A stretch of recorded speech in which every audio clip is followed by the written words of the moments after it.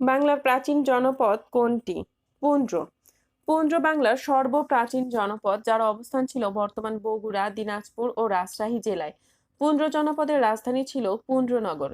অন্যদিকে তাম্রলিপ্ত ছিল বর্তমান মেদিনীপুর জেলায় অবস্থিত প্রাচীন বাংলার একটি বিখ্যাত বন্দর। গৌড় জনপদ চাঁপাইনবাবগঞ্জ এবং বর্তমান ভারতের মুর্শিদাবাদ, মালদহ ও নদিয়া জেলা, আর হরিকেল জনপদ সিলেট ও পার্বত্য চট্টগ্রাম অঞ্চল নিয়ে গঠিত ছিল। মুজিবনগর সরকারের অর্থনীতি বিষয়ক ও পরিকল্পনা বিভাগের দায়িত্বে কে ছিলেন? তাজউদ্দিন আহমদ। 1971 সালে 10 এপ্রিল বাংলাদেশের প্রথম সরকার বা মুজিবনগর সরকার গঠিত হওয়ার পর 1971 সালে 17 এপ্রিল মেহেরপুর জেলার বৈদ্যনাথ তলায় শপথ গ্রহণ করেন। মুজিবনগর সরকারের মন্ত্রী ছিলেন সৈয়দ নজরুল ইসলাম, উপরাষ্ট্রপতি তাজউদ্দিন আহমদ প্রধানমন্ত্রী, এবং প্রতিরক্ষা, তথ্য সম্প্রচার ও যোগাযোগ, অর্থনৈতিক বিষয়াবলী, পরিকল্পনা বিভাগ, শিক্ষা, স্থানীয় সরকার, স্বাস্থ্য, শ্রম, সমাজ কল্যাণ, সংস্থাপন এবং অন্যান্য যেসব বিষয় কারো উপর ন্যস্ত হয়নি তার দায়িত্বপ্রাপ্ত মন্ত্রী। এম মনসুর আলী মন্ত্রী, অর্থ, শিল্প ও বাণিজ্য মন্ত্রণালয়। এইচ এম কামরুজ্জামান মন্ত্রী, স্বরাষ্ট্র, সরবরাহ, ত্রাণ ও পুনর্বাসন এবং কৃষি মন্ত্রণালয়। 1966 সালের 6 দফার কটি দফা অর্থনীতি বিষয়ক ছিল? 3টি। পূর্ব পাকিস্তানকে রাজনৈতিক ও অর্থনৈতিক বৈষম্য থেকে মুক্ত করার লক্ষ্যে 1966 সালের 5 থেকে 6 ফেব্রুয়ারি লাহোরে অনুষ্ঠিত বিরোধী দলগুলোর সম্মেলনে বঙ্গবন্ধু শেখ মুজিবুর রহমান ঐতিহাসিক 6 দফা কর্মসূচি পেশ করেন। 6 দফা আনুষ্ঠানিকভাবে ঘোষণা করা হয় 23 মার্চ 1966 সালে। 6 দফার প্রথম দফা ছিল প্রাদেশিক স্বায়ত্তশাসন। 6 দফার তৃতীয় দফা পৃথক ও সহজে বিনিময়যোগ্য মুদ্রা, আলাদা কেন্দ্রীয় ব্যাংক। চতুর্থ দফা কর ধার্য ও শুল্ক আদায়ের ক্ষমতা। পঞ্চম দফা বৈদেশিক বাণিজ্য বিষয়ক ক্ষমতা। আমদানি ও রপ্তানির পৃথক পৃথক হিসাব। এই 3টি দফায় অর্থনৈতিক বিষয়ক দাবি পেশ করা হয়েছিল। প্রাচীন বাংলায় সমতট বর্তমান কোন অঞ্চল নিয়ে গঠিত ছিল? কুমিল্লা ও নোয়াখালী। পূর্ব ও দক্ষিণ পূর্ব বাংলায় বঙ্গের প্রতিবেশী জনপদ হিসেবে ছিল সমতটের স্থান। এ অঞ্চলটি ছিল আর্দ্র ও নিম্নভূমি। এই জনপদটি কুমিল্লা ও নোয়াখালী অঞ্চল নিয়ে গঠিত হয়েছিল। কুমিল্লা শহর থেকে 12 মাইল পশ্চিমে বড়কামতা এই জনপদের রাজধানী ছিল। অন্যদিকে ঢাকা ময়মনসিংহ জেলার পশ্চিমাঞ্চল বঙ্গ জনপদের অন্তর্ভুক্ত ছিল। আনট্রানকুইল recollections, the years of fulfilment শীর্ষক গ্রন্থটির লেখক কে? রেহমান সোবহান।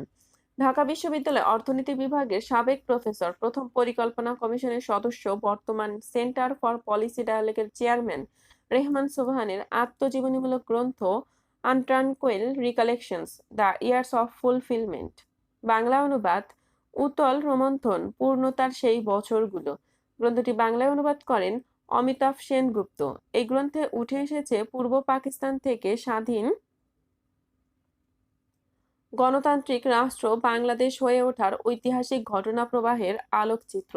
লেখকের নিজস্ব জীবন কাহিনী ও প্রত্যক্ষদর্শী ঘটনাপুঞ্জ এই গ্রন্থে বর্ণিত হয়েছে। রেহমান সুবহানের অন্যান্য গ্রন্থের মধ্যে অন্যতম হল a citizens social charter for South Asia, challenging injustice in South Asia, from two economics to nations, my journey to Bangladesh, বাংলাদেশের অভ্যুদয়, একজন প্রত্যক্ষদর্শীর ভাষ্য, quality of public investment in Bangladesh প্রভৃতি। ল্যান্স নাইক নূর মোহাম্মদ শেখ কোন সেক্টরের অধীনে মুক্তিযুদ্ধে অংশগ্রহণ করেন? 8 নম্বর। বীরশ্রেষ্ঠ ল্যান্স নাইক নূর মোহাম্মদ শেখ যুদ্ধ করেন 8 নম্বর সেক্টরে। বীরশ্রেষ্ঠ মুস্তফা কামাল যুদ্ধ করেন 2 নম্বর সেক্টরে। বীরশ্রেষ্ঠ সিপাহী মোহাম্মদ হামিদুর রহমান যুদ্ধ করেন 4 নং সেক্টরে। বীরশ্রেষ্ঠ ক্যাপ্টেন মহিউদ্দিন জাহাঙ্গীর যুদ্ধ করেন 7 নং সেক্টরে। বীরশ্রেষ্ঠ স্কোয়াড্রন ইঞ্জিনিয়ার রুহুল আমিন যুদ্ধ করেন 10 নং সেক্টরে। বীরশ্রেষ্ঠ ল্যান্সনাইক মুন্সি আব্দুর রউফ যুদ্ধ করেন 1 নং সেক্টরে। নিম্নোক্ত কোন সালে কৃষি শুমারি অনুষ্ঠিত হয়নি? 2015 সালে। বাংলাদেশে এ পর্যন্ত কৃষি শুমারি হয়েছে 6টি।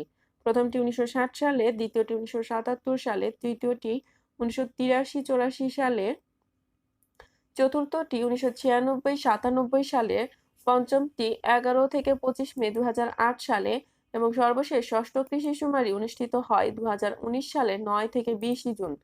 1960 সালে প্রথমবার নমুনাকারে দেশে কৃষি শুমারি হয়। স্বাধীনতা পরবর্তী বাংলাদেশে প্রথম কৃষি শুমারি 1977 সালে। আর দেশে প্রথম পূর্ণাঙ্গ কৃষি শুমারি অনুষ্ঠিত হয় 2008 সালে। তাই স্বাধীন বাংলাদেশে মোট কৃষি শুমারি হয়েছে 5 বার। বাংলাদেশ সংবিধানের কোন অনুচ্ছেদে নারী পুরুষের সমতা নিশ্চিত করা হয়েছে? 28-2।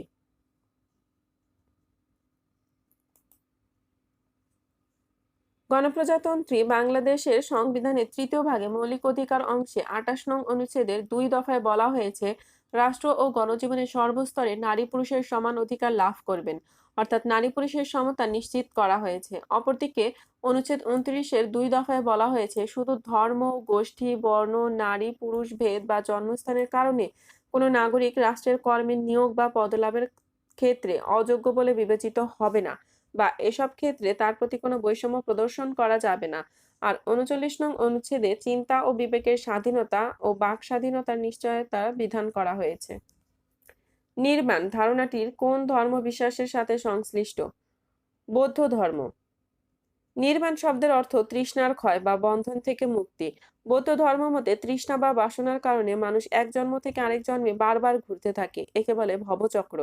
বৌদ্ধ ধর্মের প্রবর্তক গৌতম বুদ্ধ বলেছেন, জন্ম, জরা, ব্যাধি, মৃত্যু হলো দুঃখ, কিন্তু মৃত্যুতেই দুঃখের শেষ নেই, কারণ তৃষ্ণার কারণে মানুষ বারবার জন্ম নেয়।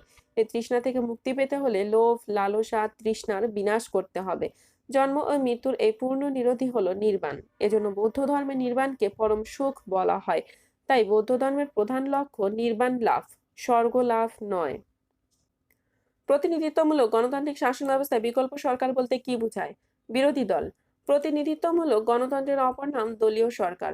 প্রতিনিধিত্বমূলক গণতন্ত্রে বিরোধী দলকে বলা হয় বিকল্প সরকার। অন্যদিকে ক্যাবিনেট হলো একটি রাষ্ট্রের মন্ত্রীবর্গের পরামর্শ সভা।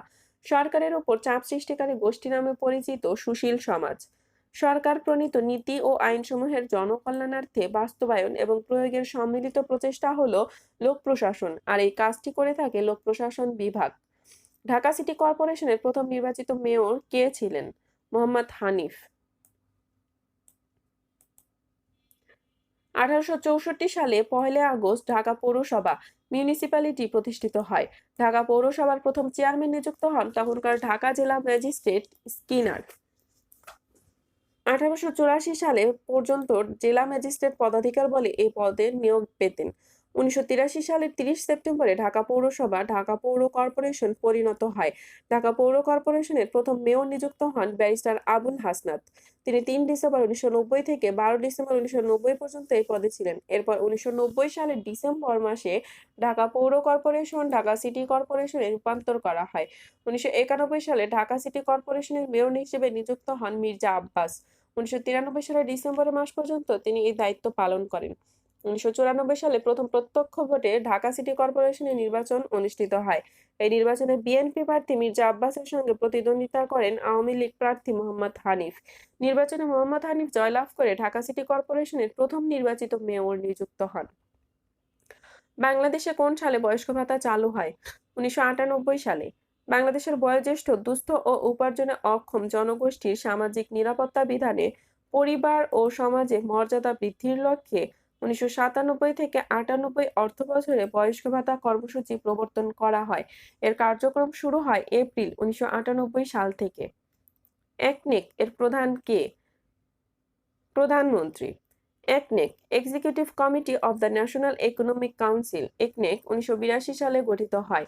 এর চেয়ারম্যান বা সভাপতি হলেন প্রধানমন্ত্রী। অর্থমন্ত্রী হলেন বিকল্প সভাপতি। পরিকল্পনা মন্ত্রী হলেন সদস্য এবং স্পিকারের একনেকের সাথে সরাসরি কোনো সম্পৃক্ততা নেই। বলাকা কোন ফসলের একটি প্রকার? গম। বলাকা উন্নত জাতের গম শস্য। এছাড়া আরো কিছু উন্নত জাতের গম শস্য হলো দোয়েল, সোনালিকা, আনন্দ, আকবর, কাঞ্চন, অগ্রণী, বরকত, ইনিয়া, 66 প্রভৃতি। অন্যদিকে ধানের উন্নত জাত ময়না, নারিকা 1, হরিধান, মালাইরি, ইরাটম, হীরা, বাসমতি, আশা, সোনার বাংলা, বিপ্লব, বাংলামতি, দুলাভোগ প্রভৃতি। পাটের উন্নত জাত রবি 1। টমেটোর উন্নত জাত মিন্টো, বাহার, মানিক, রতন, ঝুমকা, শ্রাবণী প্রভৃতি। তথ্য অধিকার আইন কোন সালে চালু হয়? 2009 সালে। 2009 সালে তথ্য অধিকার আইন চালু হয়। প্রকৃতপক্ষে তথ্য অধিকার মানুষের এক ধরনের নাগরিক ও রাজনৈতিক অধিকার। যা আদালত কর্তৃক বলবৎযোগ্য ও অপরিবর্তনীয় নয় কিংবা সংবিধান কর্তৃকও স্বীকৃত নয়। রেহেনা মরিয়ম নূর চলচ্চিত্রটি পরিচালনা করেন আব্দুল্লাহ মোহাম্মদ সাদ। 2021 সালে নির্মিত একটি বাংলাদেশি চলচ্চিত্র রেহেনা মরিয়ম নূর। আব্দুল্লাহ মোহাম্মদ সাদ পরিচালিত এই চলচ্চিত্রে উঠে এসেছে 37 বছর বয়সী একজন বেসরকারি মেডিকেলের সহকারী অধ্যাপিকার জীবন সংগ্রাম ও সহকর্মী অপর শিক্ষকের বিরুদ্ধে একজন ছাত্রীকে যৌন নিপীড়নের প্রতিবাদের গল্প। এতে নাম ভূমিকা অভিনয় করেছেন আজমেরী হক বাঁধন। আন্তর্জাতিকভাবে পরিবেশনের উদ্দেশ্যে চলচ্চিত্রটি জার্মান ভিত্তিক বিক্রয় ও পরিবেশন সংস্থা ফিল্মস বুটিকের সাথে চুক্তিবদ্ধ হয়। 2021 সালে এই চলচ্চিত্রটি 74তম কান চলচ্চিত্র উৎসব আসরের আ শেরতা রেগার বিভাগে নির্বাচিত হয়। এটি এই বিভাগে স্থান পাওয়া প্রথম বাংলাদেশি চলচ্চিত্র। নিপোর্ট কি ধরনের গবেষণা প্রতিষ্ঠান? জনসংখ্যা গবেষণা। ওরাও জনগোষ্ঠী কোন অঞ্চলে বসবাস করে? রাজশাহী, দিনাজপুর। ক্ষুদ্র নৃগোষ্ঠী ওরাওদের বাসস্থান বাংলাদেশের বরেন্দ্র অঞ্চল, বিশেষ করে রংপুর, দিনাজপুর, জয়পুরহাট, বগুড়া, রাজশাহী, নওগাঁ, নাটোর, চাঁপাইনবাবগঞ্জ ইত্যাদি জেলায়। প্রকৃতি পূজারী এই নৃগোষ্ঠীর দেবতার নাম ধার্মেশ, ভাষা কুরখ বা সাদ্রি এবং প্রধান উৎসবের নাম কারাম। ম্যানিলা কোন ফসলের উন্নত জাত? তামাক।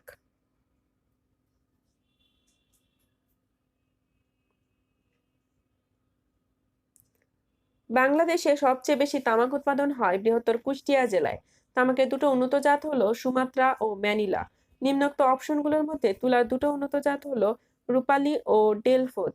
তরমুজের দুটো উন্নত জাত হলো পদ্মা ও মধুবালা এবং পেয়ারার দুটো উন্নত জাত হলো কাজী পেয়ারা ও বাড়ি পেয়ারা 4। বাংলাদেশ সংবিধানের কোন অনুচ্ছেদে বার্ষিক আর্থিক বিবৃতির কথা উল্লেখ করা হয়েছে? 87।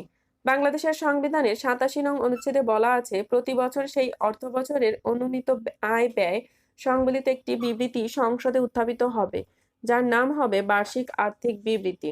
উল্লেখ্য, সংবিধানের 81 নং অনুচ্ছেদে অর্থ বিল, 85 নং অনুচ্ছেদে সরকারি অর্থের নিয়ন্ত্রণ এবং 88 নং অনুচ্ছেদে সংযুক্ত তহবিলের উপর দায়ের কথা বলা আছে। কোভিড-19 ভ্যাকসিন উৎপাদনে সম্প্রতি চীনের সাথে বাংলাদেশের কোন ফার্মাসিউটিক্যাল কোম্পানি চুক্তি স্বাক্ষরিত হয়? ইনসেপ্টা। করোনা টিকা উৎপাদনে 16 আগস্ট 2021 স্বাস্থ্য ও পরিবার কল্যাণ মন্ত্রণালয় ইনসেপ্টা ভ্যাকসিন লিমিটেড এবং চীনের সিনোফার্মের মধ্যে একটি চুক্তি স্বাক্ষরিত হয়। চুক্তির আলোকে ইনসেপ্টা ভ্যাকসিন লিমিটেড প্রথমে চীন থেকে টিকা এনে বোতলজাত করবে এবং পরবর্তীতে টিকা উৎপাদনে যাবে। উল্লেখ্য, বাংলাদেশে করোনা টিকা সরবরাহ নিয়ে প্রথম সমঝোতা স্মারক স্বাক্ষরিত হয় স্বাস্থ্য মন্ত্রণালয়, ভারতের সিরাম ইনস্টিটিউট এবং বেক্সিমকো ফার্মাসিউটিক্যালসের মধ্যে। বাংলাদেশ কত সালে ওআইসির সদস্যপদ লাভ করে? 1974 সালে। বাংলাদেশ ওআইসির সদস্যপদ লাভ করে 1974 সালের 23 ফেব্রুয়ারি। এটি ছিল সংস্থাটির দ্বিতীয় শীর্ষ সম্মেলন, যা পাকিস্তানের লাহোরে 22 থেকে 24 ফেব্রুয়ারি 1974 সালে অনুষ্ঠিত হয়। উল্লেখ্য, একই বছর 17 সেপ্টেম্বর বাংলাদেশ জাতিসংঘেরও সদস্যপদ লাভ করে। বাংলাদেশে ভোটার হওয়ার সর্বনিম্ন বয়স কত? বাংলাদেশের সংবিধানের 122-এর 2 অনুচ্ছেদের খ-তে বলা আছে, কোনো ব্যক্তি সংসদ নির্বাচনের জন্য নির্ধারিত কোনো নির্বাচনী এলাকায় ভোটার তালিকাভুক্ত হইবার অধিকারী হইবেন যদি তাহার বয়স 18 বছরের কম না হয়। বাংলাদেশের প্রধান আইন কর্মকর্তা হলেন অ্যাটর্নি জেনারেল। বাংলাদেশ সরকারের প্রধান আইন কর্মকর্তাকে অ্যাটর্নি জেনারেল বলে। রাষ্ট্রপতি অ্যাডহক ভিত্তিতে অ্যাটর্নি জেনারেল নিয়োগ দেন। অ্যাটর্নি জেনারেল সরকারের আইন বিষয়ক কার্যাদি সম্পাদন এবং সরকারকে আইন বিষয়ক পরামর্শ প্রদান ও আদালতসমূহে সরকারের পক্ষে মামলা পরিচালনা করেন। কোনটি সাংবিধানিক পদ নয়? চেয়ারম্যান, মানবাধিকার কমিশন। বাংলাদেশের বর্তমান সাংবিধানিক পদসমূহ হল রাষ্ট্রপতি, মন্ত্রীগণ, স্পিকারগণ, সংসদ সদস্য, বিচারপতিগণ, নির্বাচন কমিশনারগণ, মহাহিসাব নিরীক্ষক ও নিয়ন্ত্রক এবং সরকারি কর্ম কমিশনের চেয়ারম্যান ও সদস্যগণ। বাংলাদেশ সংবিধান হাতে লেখার দায়িত্ব কার উপর ন্যস্ত ছিল? এ.কে.এম. আব্দুর রউফ। বাংলাদেশের প্রথম হস্তলিখিত সংবিধানের মূল লেখক এ.কে.এম. আব্দুর রউফ। হস্তলিখিত সংবিধানের অঙ্গসজ্জা করেন শিল্পাচার্য জয়নুল আবেদীন। হস্তলিখিত সংবিধানে মোট পৃষ্ঠা 93টি, স্বাক্ষর সহ মোট পৃষ্ঠা 108টি। প্রথম স্বাক্ষর করেন বঙ্গবন্ধু শেখ মুজিবুর রহমান। বাংলাদেশে কোনটি ব্যাংক নোট নয়? 2 টাকা। বাংলাদেশে কাগজে নোট আছে 10 ধরনের। এর মধ্যে সরকারি নোটগুলো হলো 1, 2 ও 5 টাকার নোট। সরকারি নোটে স্বাক্ষর থাকে অর্থ সচিবের। অন্যদিকে 7টি ব্যাংক নোটে স্বাক্ষর থাকে বাংলাদেশ ব্যাংকের গভর্নরের। ব্যাংক নোটগুলো হলো 10 টাকা, 20 টাকা, 50 টাকা, 100 টাকা, 200 টাকা, 500 টাকা ও 1000 টাকার নোট। সেকেন্ডারি মার্কেট কিসের সাথে সংশ্লিষ্ট? সেকেন্ডারি মার্কেট স্টক মার্কেটের সাথে সংশ্লিষ্ট। বাংলাদেশে সেকেন্ডারি মার্কেট কিসের সাথে সংশ্লিষ্ট? Stock market. Secondary market stock মার্কেটের সাথে সংশ্লিষ্ট। বাংলাদেশে স্টক মার্কেট বা শেয়ার বাজার দুটির প্রথমটি ঢাকা স্টক এক্সচেঞ্জ, এটি 1954 সালে প্রতিষ্ঠিত হয়। দ্বিতীয়টি চট্টগ্রাম স্টক এক্সচেঞ্জ, এটি 1995 সালে প্রতিষ্ঠিত হয়। বাংলাদেশের স্টক মার্কেটের কার্যক্রম নিয়ন্ত্রণ করে Bangladesh securities and exchange commission, বিসেক।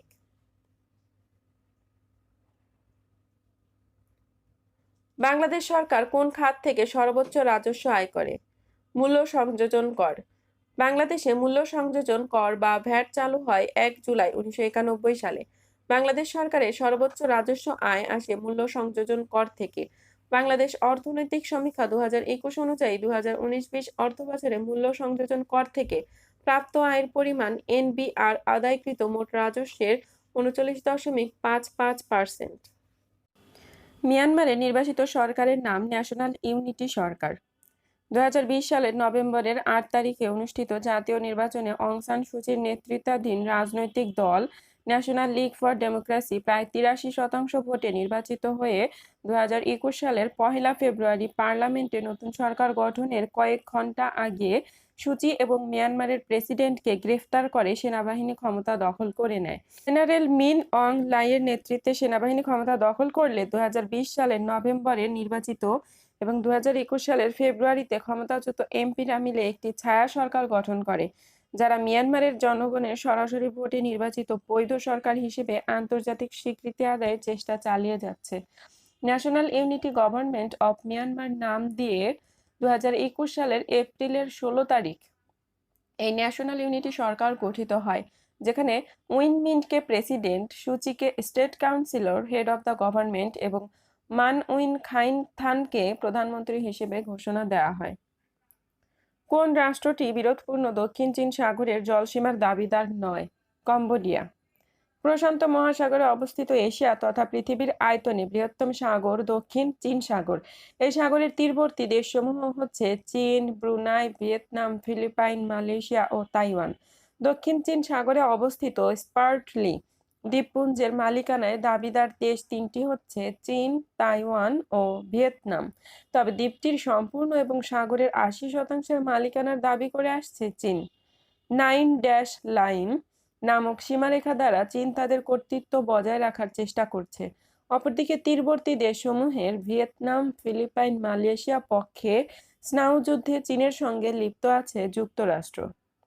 Nathula pass কোন দুটি দেশকে সংযুক্ত করেছে? ভারত, চীন। নাথুলা পাস গিরিপথটি ভারত ও চীনের মধ্যে একমাত্র স্থল সীমান্ত পথ। ভারত চীনের মধ্যকার এই পথটি হিমালয়ের 14,425 ফুট উঁচুতে অবস্থিত। পথটিতে ভারতের সিকিম রাজ্যের সীমান্তের সঙ্গে চীনের তিব্বতের সীমান্ত মিলেছে। 1962 সালের চীন ভারত যুদ্ধের সময় ভারতের সাথে চীনের এই বাণিজ্য পথটি বন্ধ হয়ে যায়। দীর্ঘ 44 বছর পর 2006 সালের 8 জুলাই বাণিজ্যের উদ্দেশ্যে আবার পথটি খুলে দেওয়া হয়। বাংলাদেশ কোনটির সদস্য নয়? ওএএস।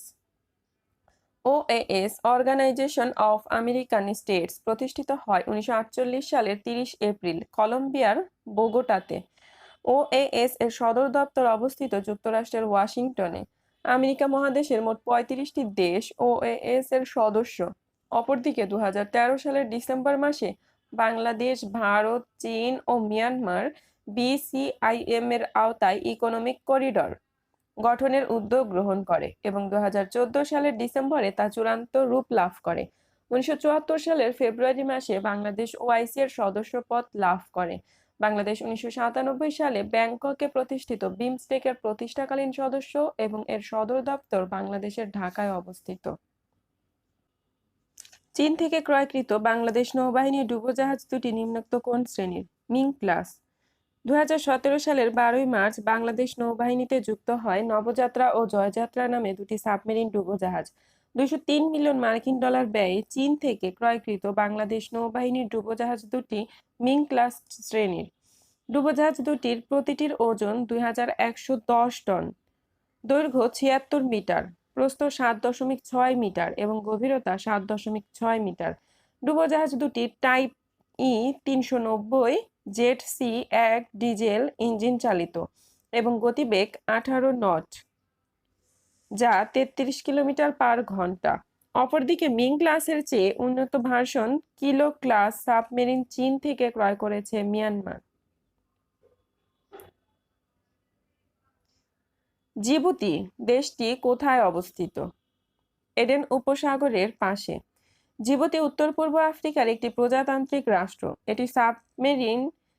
এটি সামরিক কৌশলগত একটি অবস্থানে বাবেল মানদেব প্রণালীর তীরে লোহিত সাগর ও এডেন উপসাগরের সংযোগস্থলে অবস্থিত।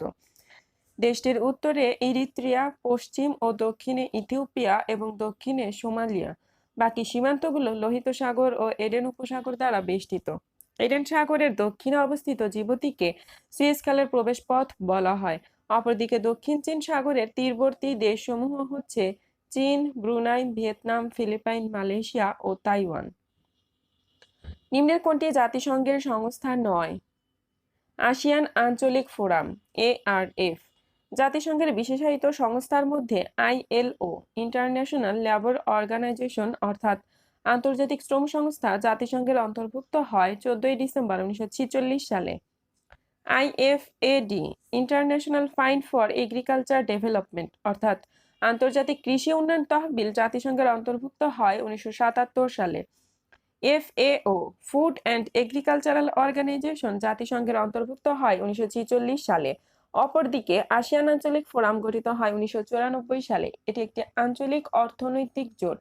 দক্ষিণ পূর্ব এশিয়ার দেশগুলো নিয়ে গঠিত আসিয়ান জোটের বাইরেও এর সদস্য রয়েছে। বাংলাদেশ আসিয়ান রিজনাল ফোরামের 26তম সদস্য। United Nations framework convention on climate change এর মূল আলোচ্য বিষয় গ্রিনহাউস গ্যাসের নিঃসরণ ও প্রশমন।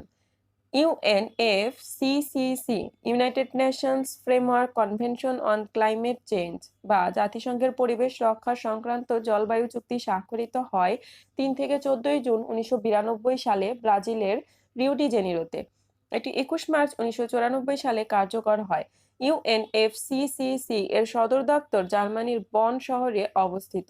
COP conference of the parties হলো UNFCCC এর জলবায়ু বিষয়ক সম্মেলনের নাম। প্রতি বছর কপ সম্মেলন অনুষ্ঠিত হয়। UNFCCC এর মূল আলোচ্য বিষয় গ্রিনহাউস গ্যাসের নিঃসরণ ও প্রশমন। ওয়ার্ল্ড ডেভেলপমেন্ট রিপোর্ট কোন সংস্থার বার্ষিক প্রকাশনা? World bank. World development report বিশ্ব ব্যাংকের বার্ষিক প্রকাশনা। বিশ্বের দেশসমূহের অর্থনৈতিক উন্নয়নের গভীর বিশ্লেষণ সহ 1978 সাল থেকে প্রতি বছর ওয়ার্ল্ড ব্যাংক IBRD এই রিপোর্ট প্রকাশ করে থাকে। UNDP প্রকাশ করে হিউম্যান ডেভেলপমেন্ট রিপোর্ট এবং IMF প্রকাশ করে গ্লোবাল ফাইন্যান্সিয়ালি স্ট্যাবিলিটি রিপোর্ট ও ওয়ার্ল্ড ইকোনমিক আউটলুক রিপোর্ট। চীনের জিনজিয়াং প্রদেশের মুসলিম গোষ্ঠীর নাম উইঘুর। চীনের জিনজিয়াং প্রদেশে বসবাসকারী প্রধান মুসলিম সম্প্রদায়ের নাম উইঘুর। উইঘুর মূলত তুর্কি বংশোদ্ভূত একটি সংখ্যালঘু মুসলিম জাতিগোষ্ঠী। জিনজিয়াং ছাড়াও চীনের হুনান প্রদেশেও এদের বসবাস রয়েছে। অন্যদিকে তুর্কমেন সম্প্রদায় তুর্কমেনিস্তান, তাজিক সম্প্রদায় তাজিকিস্তানে এবং কাজাখ সম্প্রদায় কাজাখস্তানে বসবাস করে। জাতিসংঘের টেকসই উন্নয়নের লক্ষ্য কয়টি? 17টি।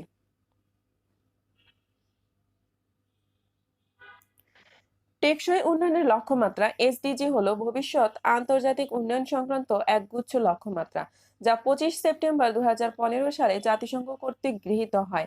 জাতিসংঘ লক্ষ্যমাত্রা প্রণয়ন করেছে এবং টেকসই উন্নয়নের জন্য বৈশ্বিক লক্ষ্যমাত্রা হিসেবে লক্ষ্যগুলোকে প্রচার করেছে। SDG এর মেয়াদ 1 জানুয়ারি 2016 থেকে 31 ডিসেম্বর 2030 সাল পর্যন্ত, অর্থাৎ 15 বছর। SDG এর অভীষ্ট লক্ষ্য 17টি, টার্গেট 169টি এবং সূচক 241টি, যার প্রথম লক্ষ্যমাত্রা দারিদ্র্য বিমোচন, দ্বিতীয় ক্ষুধা মুক্তি, তৃতীয় সুস্বাস্থ্য, চতুর্থ মানসম্মত শিক্ষা এবং সর্বশেষ 17 নং লক্ষ্যমাত্রা বা গোল টেকসই উন্নয়নের জন্য অংশীদারিত্ব। ট্রাফালগার স্কয়ার এর অবস্থান ইংল্যান্ডে। ট্রাফালগার স্কয়ার অবস্থিত ইংল্যান্ডের লন্ডন শহরে। এটি জনগণের মিলনস্থল এবং পর্যটক আকর্ষণ সৃষ্টিকারী স্থান বিশেষ, যার পূর্ব নাম ছিল চেরিং ক্রস। অপরদিকে রেড স্কয়ার রাশিয়ার মস্কোতে, তিয়েনানমেন স্কয়ার চীনের বেইজিংয়ে অবস্থিত। মায়া সভ্যতাটি আবিষ্কৃত হয় উত্তর আমেরিকায়। মায়া সভ্যতার সময়কাল ছিল খ্রিস্টপূর্ব 1500 থেকে 1524 খ্রিস্টাব্দ। এই সভ্যতার বিস্তৃতি ছিল দক্ষিণ পূর্ব মেক্সিকো এবং উত্তর ও মধ্য আমেরিকায়। এ সভ্যতা প্রি ক্লাসিক খ্রিস্টপূর্ব 1500 থেকে 200 অব্দ, ক্লাসিক 250 থেকে 950 শতাব্দী এবং পোস্ট ক্লাসিক 951 থেকে 1524 শতাব্দী, এ তিনটি যুগে বিভক্ত ছিল। 1840 সালের জন লয়েড স্টিফেন এবং ফ্রেডেরিক ক্যাথারউড সর্বপ্রথম রহস্যময় মায়া সভ্যতা বর্তমান উত্তর আমেরিকা ও দক্ষিণ পূর্ব মেক্সিকোতে আবিষ্কার করেন। পৃথিবীর সপ্তম আশ্চর্যের একটি চিচেন ইৎজা মায়া সভ্যতার অন্যতম প্রধান নিদর্শন। বিশ্ব মানবাধিকার দিবস 10 ডিসেম্বর। 1948 সালে 10 ডিসেম্বর প্যারিস শহরে জাতিসংঘ কর্তৃক বিশ্বজুড়ে মানবাধিকার রক্ষার একটি সাধারণ মানদণ্ড নির্ধারণের লক্ষ্যে সর্বজনীন মানবাধিকার ঘোষণাপত্র নামে একটি মানবাধিকার সনদ স্বাক্ষরিত হয়। 1950 সালে জাতিসংঘ 10 ডিসেম্বরকে বিশ্ব মানবাধিকার দিবস হিসেবে ঘোষণা দেয়। সেই থেকে প্রতি বছর বিশ্বজুড়ে 10 ডিসেম্বর বিশ্ব মানবাধিকার দিবস হিসেবে পালিত হয়ে আসছে। আকাবা একটি সমুদ্র বন্দর। রেড সি লোহিত সাগর এর উত্তর দিকে আকাবা উপসাগরে জর্ডানের আকাবা সমুদ্র বন্দরটি অবস্থিত। আকাবা সমুদ্র বন্দরটির উত্তর পূর্ব দিকে আকাবা উপসাগর এবং পশ্চিমে সিনাই উপদ্বীপের সুয়েজ উপসাগর অবস্থিত। ইরান ইরাক যুদ্ধবিরতির তদারকির কাজে নিয়োজিত জাতিসংঘের বাহিনী কোন নামে পরিচিত ছিল? UNIIMOG. UNIIMOG United Nations Iran Iraq military observer group 1988 সালে আগস্টে গঠন করা হয়। মূলত ইরান ইরাক যুদ্ধবিরতির তদারকির জন্য জাতিসংঘের উদ্যোগে ইউনিমগ মিশন গঠন করা হয়েছিল। এর প্রধান ছিলেন যুগোস্লাভিয়ার মেজর জেনারেল স্লাভকো জোভিরক। এই মিশনেই বাংলাদেশ প্রথম শান্তিরক্ষী প্রেরণ করে।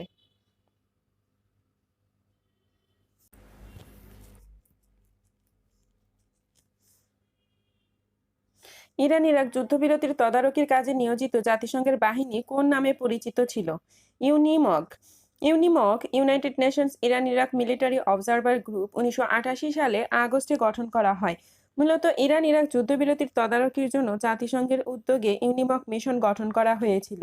এর প্রধান ছিলেন যুগোস্লোভিয়ার মেজর জেনারেল স্লাভকো জোভিরক। এই মিশনেই বাংলাদেশ প্রথম শান্তিরক্ষী প্রেরণ করে। আন্তর্জাতিক গণতন্ত্র দিবস কোন তারিখে পালিত হয়? 15ই সেপ্টেম্বর। আন্তর্জাতিক গণতন্ত্র দিবস জাতিসংঘ ঘোষিত একটা দিবস, যা 2008 সাল থেকে জাতিসংঘের সদস্যভুক্ত সব দেশে পালিত হয়ে আসছে। 2007 সালের 8 নভেম্বর জাতিসংঘ সাধারণ পরিষদের 62তম অধিবেশনের 7 নম্বর রেজুলেশনে 15ই সেপ্টেম্বরকে আন্তর্জাতিক গণতন্ত্র দিবস হিসেবে পালনের সিদ্ধান্ত গৃহীত হয়। অপরদিকে 15ই অক্টোবর বিশ্ব ছাত্র দিবস ও বিশ্ব খাদ্য দিবস পালিত হয়ে থাকে। ট্রান্সপারেন্সি ইন্টারন্যাশনাল এর প্রধান কার্যালয় কোথায়? জার্মানি। ট্রান্সপারেন্সি ইন্টারন্যাশনাল টিআই জার্মানির বার্লিন ভিত্তিক একটি অলাভজনক বেসরকারি প্রতিষ্ঠান, যা পিটার ইজেন কর্তৃক 1993 সালে গঠিত হয়। বিভিন্ন সংস্থা ও রাজনৈতিকভাবে সম্পৃক্ত ব্যক্তি ও প্রতিষ্ঠানের দুর্নীতি পর্যবেক্ষণ পূর্বক সর্বসম্মুখে তুলে ধরাই সংস্থার মূল লক্ষ্য। সংস্থাটি প্রতি বছর দুর্নীতির ধারণা সূচক প্রকাশের মাধ্যমে বিশ্বব্যাপী দুর্নীতির তুলনামূলক চিত্র তুলে ধরে। ব্যাডমিন্টন কোন দেশের জাতীয় খেলা? ইন্দোনেশিয়া। জাতীয় খেলা হলো সেই দেশের জাতীয় সংস্কৃতির একটি অপরিহার্য অংশ। ইন্দোনেশিয়ার জাতীয় খেলা হিসেবে ব্যাডমিন্টনকে বিবেচনা করা হয়। অপরদিকে মালয়েশিয়ার জাতীয় খেলা সিপাক টাকরো। এই খেলাটি ভলিবল ও ব্যাডমিন্টন এর অনুরূপ, তবে এই খেলাটি ব্যাডমিন্টনের অনুরূপ কোর্টে খেলা হলেও এখানে খেলোয়াড়রা হাত ব্যবহার করতে পারে না, পা ও মাথা দিয়ে খেলে থাকে। চীনের জাতীয় খেলা পিং পং। Table tennis. ইংল্যান্ডের জাতীয় খেলা cricket. The lady with the lamp নামে পরিচিত ফ্লোরেন্স নাইটিঙ্গেল আধুনিক নার্সিং সেবার অগ্রদূত ফ্লোরেন্স নাইটিঙ্গেল 1820 সালের 12ই মে ইতালির ফ্লোরেন্স শহরে জন্মগ্রহণ করেন। সেবার ধর্ম ধারণ করে তিনি ইতিহাস রচনা করতে সক্ষম হন। ক্রিমিয়ার যুদ্ধে তিনি একাই বাঁচিয়েছেন অজস্র সৈনিকের জীবন, মানুষকে শিখিয়েছেন যুদ্ধে নয়, সেবা দিয়ে পৃথিবী আরো সুন্দর করা যায়। ক্রিমিয়ার যুদ্ধের সময় তিনি যখন গভীর রাতে হ্যারিকেন হাতে সৈনিকদের পাশে ছিলেন, তখনও নার্সিং মানেই নিচু জাতের পেশা। তার সেই হারিকেন শুধু ক্রিমিয়ার প্রান্তরেই থামেনি, আলো দিয়েছে সারা বিশ্বে। নার্সিং এর সংজ্ঞা বদলেছে সেই হারিকেনের আলোয়। ফ্লোরেন্স নাইটিঙ্গেল হয়ে ওঠেন বিশ্বের কিংবদন্তি, the lady with the lamp. নিম্নের কোন দুর্যোগ হাইড্রোমেটেরোলজিক্যাল দুর্যোগ হিসেবে পরিচিত? সাধারণত আবহাওয়ার বৈরী প্রভাব ও প্রকৃতির স্বাভাবিক অবস্থার পরিবর্তনের কারণে যে ধরনের দুর্যোগ সংঘটিত হয় তাই হাইড্রোমেটেরোলজিক্যাল বা জলজ আবহাওয়াজনিত দুর্যোগ, যেমন বন্যা, খরা, নদী ভাঙ্গন, ভূমিধস, ঘূর্ণিঝড় প্রভৃতি। বন্যার প্রাকৃতিক কারণের মধ্যে অন্যতম হলো উষ্ণায়ন, ভৌগোলিক অবস্থান, ভূমিকম্প, নিম্নচাপ, নদীর পলি বৃদ্ধি, অতিবৃষ্টি প্রভৃতি। খরার মূল কারণ বৃষ্টিহীনতা। ঘূর্ণিঝড় একটি সাময়িক দুর্যোগ যা বায়ুমণ্ডলের নিম্ন ও মধ্যস্তরে অধিক আর্দ্রতাজনিত কারণে বেশি সংঘটিত হয়ে থাকে। আর ঘূর্ণিঝড়, বন্যা, উচ্চভূমির মাটি কর্তন প্রভৃতির কারণে ভূমিধস সংঘটিত হয়। বাংলাদেশের কোথায় প্লাইস্টোসিন কালের সোপান দেখা যায়? কুমিল্লা। প্লাইস্টোসিন যুগের সোপান 3 ভাগে বিভক্ত। তার মধ্যে বরেন্দ্রভূমি নওগাঁ, রাজশাহী, বগুড়া, জয়পুরহাট, গাইবান্ধা, রংপুর, দিনাজপুর জেলার অংশবিশেষ। মধুপুর ও ভাওয়ালগড় ময়মনসিংহ ও টাঙ্গাইল এলাকাকে মধুপুরগড় আর গাজীপুর ও ঢাকা জেলার অংশকে ভাওয়ালগড়। লালমাই পাহাড় কুমিল্লায় অবস্থিত। নিম্নের কোন দেশটির সাথে বাংলাদেশের আন্তর্জাতিক সীমানা রয়েছে? মায়ানমার। বাংলাদেশের সাথে দুটি দেশের, ভারত ও মায়ানমার, আন্তর্জাতিক সীমানা রয়েছে। মোট সীমান্তবর্তী জেলা 32টি। ভারতের সাথে বাংলাদেশের মোট সীমান্ত জেলা 30টি, মিয়ানমারের সাথে 3টি। রাঙ্গামাটি একমাত্র জেলা যার সাথে উভয় দেশের সীমান্ত রয়েছে। বাংলাদেশের মোট সীমান্ত দৈর্ঘ্য 4711 কিলোমিটার।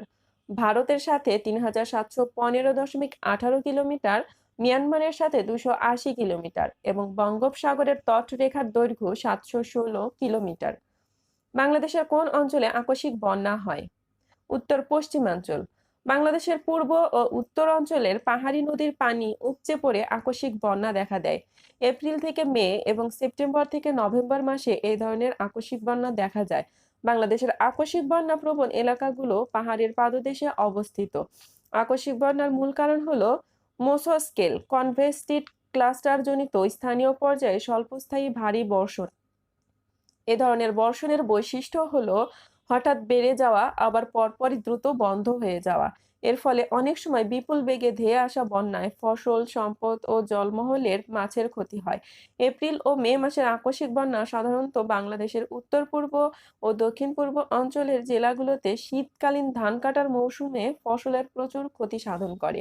2002, 2004, 2007, 2009 এবং 2010 সালের আকস্মিক বন্যা বাংলাদেশের উত্তর-পূর্ব হাওর অঞ্চলের একমাত্র শীতকালীন ফসলের ব্যাপক ক্ষতি সাধন করেছিল। সিলেট, মৌলভীবাজার, সুনামগঞ্জ, হবিগঞ্জ, কিশোরগঞ্জ, নেত্রকোনা, রাঙ্গামাটি, বান্দরবান এবং খাগড়াছড়ি বাংলাদেশের আকস্মিক বন্যাপ্রবণ জেলা।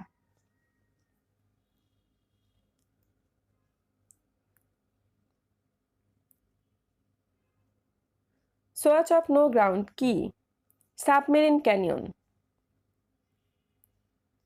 সোয়াচ অফ নো গ্রাউন্ড দুবলার চরের দক্ষিণ বঙ্গোপসাগরে অবস্থিত একটি গভীর খাত তথা সাবমেরিন ক্যানিয়ন, যার অর্থ ডুবোকিরি খাত। 900 মিটার গড় গভীরতা এবং 1734 বর্গ কিলোমিটারের অঞ্চলটি ডলফিন, তিমি, হাঙ্গর ও কচ্ছপের অভয়াশ্রম এবং প্রজনন কেন্দ্র। এটি গঙ্গা গিরিখাত নামেও পরিচিত। এটি খাড়া ঢাল বিশিষ্ট একটি সামুদ্রিক গিরিখাত যা বঙ্গীয় উপদ্বীপের অংশ। নিম্নের কোন উপজেলাটি সবচেয়ে নদী ভাঙ্গন প্রবণ? নড়িয়া। নদী খাতে পানি প্রবাহের কারণে পার্শ্বক্ষয়কে নদী ভাঙ্গন বলে। নদী ভাঙ্গনের সাধারণ কারণসমূহ হলো জলবায়ুর পরিবর্তন, নদীর প্রবাহ পথ পরিবর্তন, নদীর তীব্র স্রোত, নদীগর্ভে শিলার উপস্থিতি, ফাটলের উপস্থিতি, বৃক্ষনিধন প্রভৃতি। বাংলাদেশে বর্ষাকালে নদী ভাঙন বেশি হয়ে থাকে। বাংলাদেশে নদী ভাঙনে সবচেয়ে বেশি ক্ষতিগ্রস্ত জেলা হলো সিরাজগঞ্জ, চাঁদপুর ও শরীয়তপুর প্রভৃতি। বর্তমানে বাংলাদেশে নদী ভাঙন বেশি সংঘটিত হয় প্রায় 161টি উপজেলায়। এর মধ্যে সবচেয়ে বেশি নদী ভাঙন উপজেলা হিসেবে পরিলক্ষিত হয় শরীয়তপুরের নড়িয়া, সিরাজগঞ্জের চৌহালি ও চাঁদপুরের হাজীগঞ্জ। অপরদিকে বোয়ালমারী, ফরিদপুর, আলমডাঙ্গা, চুয়াডাঙ্গা এবং নিকলী সুনামগঞ্জের বিখ্যাত উপজেলা। এসব উপজেলায় নদী ভাঙনের প্রভাব মেলে না।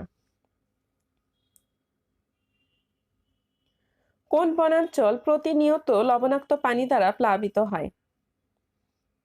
ম্যানগ্রোভ বন। ম্যানগ্রোভ বন হচ্ছে সমুদ্র উপকূলবর্তী বন, যেখানে জোয়ারের সময় পানি উঠে এবং ভাটার সময় নেমে যায়। উপকূলীয় অঞ্চলে জোয়ার ভাটার কারণে উদ্ভিদমূলের সাহায্যে শ্বাসকার্য চালাতে পারে না, ফলে এক ধরনের শ্বাসমূলের সাহায্যে শ্বাসকার্য চালায়। বিশ্বব্যাপী গ্রীষ্মমণ্ডলীয় অঞ্চলের উষ্ণ ও উষ্ণ উপকূলীয় এলাকায় ম্যানগ্রোভ জাতীয় বন দেখা যায়। ভারত ও বাংলাদেশে অবস্থিত সুন্দরবন বিশ্বের একক বৃহত্তম ম্যানগ্রোভ বন, যা ইউনেস্কো ঘোষিত ওয়ার্ল্ড হেরিটেজ সাইট হিসেবে পরিচিত। বাংলাদেশের কোন দ্বীপটি প্রবাল দ্বীপ নামে খ্যাত? Saint Martin's.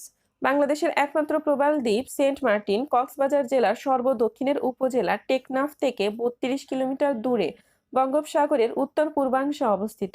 এ দ্বীপের আয়তন 8 বর্গ কিলোমিটার এবং সমুদ্রপৃষ্ঠ থেকে গড় উচ্চতা 3.6 মিটার। সেন্ট মার্টিন দ্বীপের অপর নাম নারিকেল জিঞ্জিরা। অপরদিকে নোয়াখালী জেলার হাতিয়ায় মেঘনা নদীর মোহনায় অবস্থিত দ্বীপ নিঝুম দ্বীপ। কক্সবাজার জেলার অন্তর্গত একটি দ্বীপ উপজেলা হলো কুতুবদিয়া। বাংলাদেশের কোন জেলাটি কয়লা সমৃদ্ধ? দিনাজপুর। দিনাজপুর জেলাকে বাংলাদেশের খনিজ সম্পদ সমৃদ্ধ জেলা হিসেবে বিবেচনা করা হয়। বাংলাদেশের প্রথম ও বৃহত্তম কয়লা খনি বড়পুকুরিয়া দিনাজপুর জেলার পার্বতীপুর উপজেলায় অবস্থিত। এছাড়াও সম্প্রতি দিনাজপুরের দিশপুরে লোহার খনির সন্ধান পাওয়া গিয়েছে। বর্তমানে বাংলাদেশে উত্তোলিত কয়লার বেশিরভাগ অংশই দিনাজপুরের বড়পুকুরিয়া, ফুলবাড়ি, দিঘিপাড়া খনি থেকে উত্তোলিত হয়ে থাকে। সাম্প্রতিক সময়ে বাংলাদেশে কোন দুর্যোগটির ঝুঁকি বৃদ্ধি পেয়েছে? ভূমিকম্প।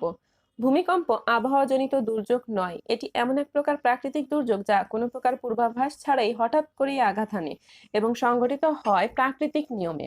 বাংলাদেশে ভূমিকম্প হয়ে থাকে টেকটনিক প্লেটের সংঘর্ষের কারণে। সম্প্রতি দুর্যোগ হিসেবে বাংলাদেশে বিভিন্ন মাত্রার ভূমিকম্পের প্রভাব বেশি লক্ষ্য করা যাচ্ছে। অপরদিকে বাংলাদেশের খরার প্রকোপ বেশি দেখা যায় উত্তর পশ্চিমাঞ্চলে। সাধারণত বর্ষা মৌসুমে পাহাড়ি অঞ্চলে ভূমিধস বেশি পরিলক্ষিত হয়। বাংলাদেশে আশ্বিন, কার্তিক ও চৈত্র বৈশাখ মাসে টর্নেডোর প্রভাব দেখা মেলে।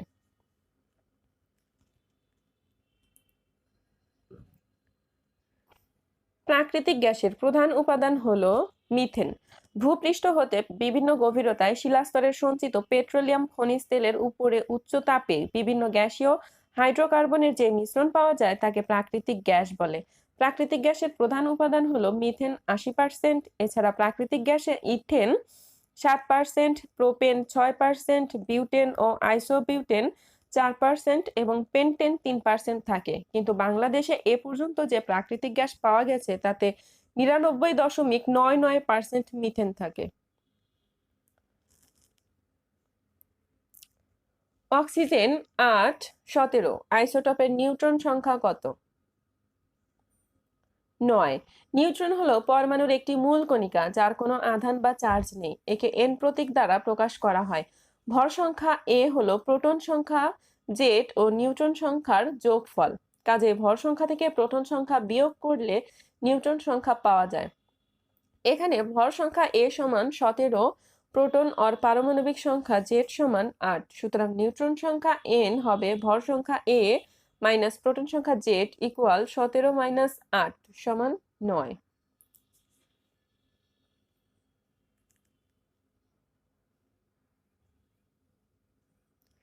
প্রোটিন তৈরি হয় অ্যামিনো অ্যাসিড দিয়ে।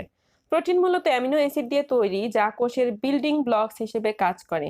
নাইট্রোজেন, অক্সিজেন, কার্বন ও হাইড্রোজেন এই 4টি মৌলের সমন্বয়ে প্রোটিন বা আমিষ গঠিত হয়। শরীরে প্রোটিন বা আমিষ পরিপাক হওয়ার পর সেগুলো অ্যামিনো অ্যাসিডে পরিণত হয়। অ্যামিনো অ্যাসিড হচ্ছে আমিষ গঠনের একক। দেহের কোষ, টিস্যু ও অঙ্গের গঠন, কার্যকারিতা এবং নিয়ন্ত্রণের জন্য এটি খুবই প্রয়োজনীয়। মানব শরীরে এ পর্যন্ত 20 প্রকারের অ্যামিনো অ্যাসিডের সন্ধান পাওয়া গেছে, যার মধ্যে 8টি মানবদেহের জন্য অপরিহার্য। প্রোটিন বা আমিষ দুই প্রকার, যথা উদ্ভিজ ও প্রাণীজ। মাংস, মাছ, ডিম, দুগ্ধজাত খাবারে প্রোটিন পাওয়া যায়। সালোক সংশ্লেষণে সূর্যের আলোর রাসায়নিক শক্তিতে পরিণত করার কর্মদক্ষতা হলো 3 থেকে 6%। ফটোসিনথেসিস বা সালোক সংশ্লেষণ একটি জৈব রাসায়নিক প্রক্রিয়া। এ প্রক্রিয়ায় উদ্ভিদের সবুজ অঙ্গ সূর্যালোক হতে শক্তি সংগ্রহ করে এবং ওই শক্তি কাজে লাগিয়ে পানি H2O ও কার্বন ডাই অক্সাইড CO2 এর রাসায়নিক বিক্রিয়ার মাধ্যমে শর্করা জাতীয় খাদ্য প্রস্তুত করে।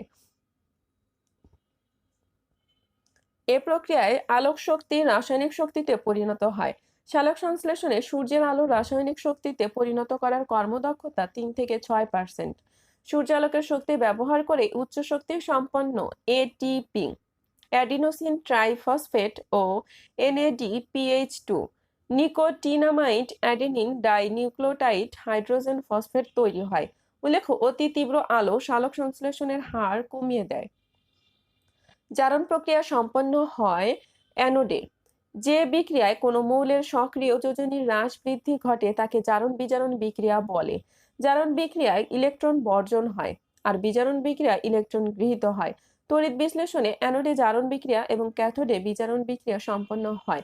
অপরদিকে প্রশমন বিক্রিয়ায় অ্যাসিড ও ক্ষার বিক্রিয়া করে পানি উৎপন্ন করে। পানি যোজন বিক্রিয়ায় কোনো যৌগের সাথে পানি যুক্ত হয়।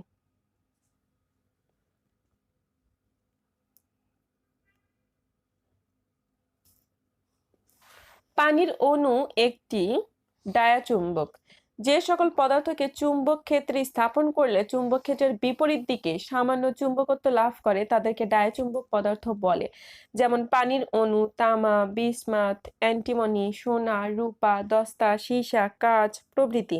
অন্যদিকে অ্যালুমিনিয়াম, প্লাটিনাম, ক্রোমিয়াম প্রভৃতি প্যারাচুম্বক পদার্থ। লোহা, নিকেল, কোবাল্ট প্রভৃতি ফেরোচুম্বক পদার্থ। একটি আদর্শ তড়িৎ উৎসের অভ্যন্তরীণ রোধ কত? 0। যে তড়িৎ কোষের তড়িৎ চালক বল সর্বদা একই থাকে এবং যার সাহায্যে প্রমিতকরণ স্ট্যান্ডার্ডাইজেশন কাজ সম্পন্ন করা যায় তাকে প্রমাণ বা আদর্শ কোষ বলে। ওয়েস্টার্ন, ক্যাডমিয়াম ও ল্যাটিমার ক্লার্ক কোষ এ ধরনের কোষ। কোনো বিদ্যুৎ কোষের তরলের ভিতর দিয়ে বিদ্যুৎ প্রবাহিত হতে যে বাধা পায় তাকে ওই তড়িৎ কোষের অভ্যন্তরীণ রোধ বলে।